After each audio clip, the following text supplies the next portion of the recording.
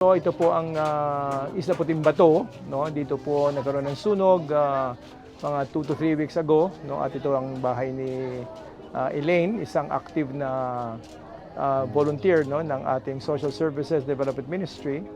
Meron siyang 2 anak, ang kanyang asawa ay helper at nasunugan ang bahay nila, no? Sila ay malapit sa mga bandang dagat, no? Kaya 2,000 mahigit, no, ang pamilya na nasunugan dito. Kaya tayo po ay maapila sa tulong ng lahat na mabigyan natin sila hindi lang ng relief, no, ng rehabilitation tulad itong bahay na ito, na utang lang to ng pamilya ni Elaine pero babayaran pa nila, no? Kuro mga 100,000 abutin to, no, at ang para mas matibay-tibay dahil may hollow blocks at semento.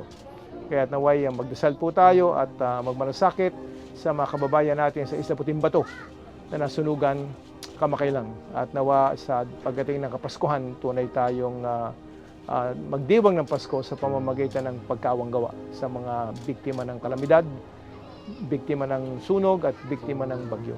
Kaya pagpalain kayo ng Diyos, siksik diglig umaapaw.